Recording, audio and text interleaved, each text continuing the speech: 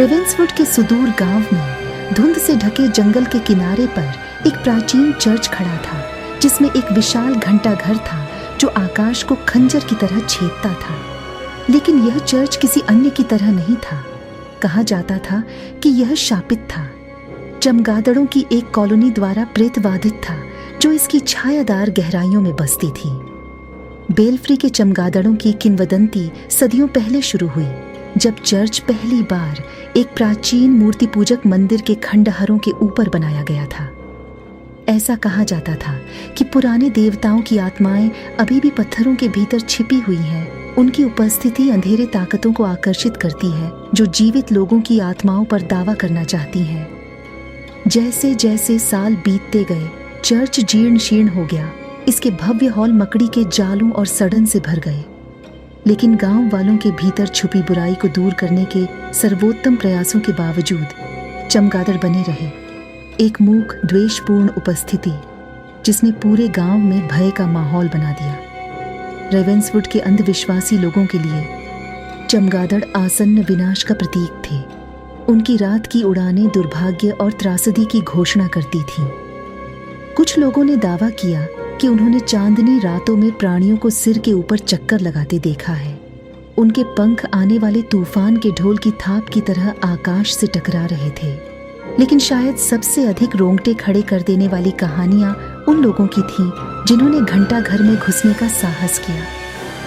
उन्होंने उस अंधेरे के बारे में बात की जो संकीर्ण सीढ़ियों पर चढ़ते ही उन्हें पूरी तरह से निगल गया। उनके कदमों की आवाज मौत की घंटी की तरह खाली हॉल से गूंज रही थी। और फिर जब वे शीर्ष पर पहुंचे तो उनका सामना चमगादड़ों से हुआ, काले पंखों और चमकती आंखों का एक झुंड जिसने हवा को चीखों और चीखों के शोर से भर दिया। कुछ लोगों ने दावा किया कि जब वे झपट्टा मार रहे थे और अंधेरे में गोता लगा रहे थे तो उन्होंने महसूस किया कि जीव उनकी त्वचा से टकरा रहे हैं। उनके नुकीले दांत खुले हुए थे और वे खून के प्यासे थे। चमगादड़ों का सामना करने वालों में एमिली नाम की एक युवा लड़की भी थी, जिसकी जिज्ञासा ने उसे एक चांदनी रात में परित्यक्त चर्च का पता लगाने के लिए प्रेरित किया। टिमटिमाती लालटेन और रोमांच की भावना के अलावा और कुछ न होने पर वह घंटा घर की ढहती सीढ़ियों पर चढ़ गई। भीतर के अंधेरे का सामना करते हुए उसका दिल उसकी छाती में जोर जोर से धड़क रहा था। जैसे ही वह शीर्ष पर पहुंची, एमिली को अपनी रीढ़ की हड्डी में ठंडक महसूस हुई, उस भयावहता का पूर्वाभास जो छाया में उसका इंतजार कर रही थी। लेकिन फिर भी वह आगे बढ़ती रही। उसकी जिज्ञासा उसे अज्ञात के दिल में आगे बढ़ने के लिए प्रेरित करती रही। और फिर अचानक हवा के तेज झोंके के साथ चमगादड़ नीचे उतरे, काले पंखों और चमकते दांतों का एक घूमता हुआ भंवर जिसने उसे अंधेरे में ढक दिया। एमिली चिल्लाई जब उसने महसूस किया कि उनके तेज पंजे उसके शरीर को चीर रहे हैं। उनकी चीखें उसके कानों में शापितों की चीखों की तरह गूंज रही थीं। लेकिन जैसे ही उसने सोचा कि सारी आशा खो गई है, चांदनी की एक किरण ने अंधेरे को चीर दिया और अराजकता के बीच खड़े एक आदमी की आकृति को रोशन कर दिया।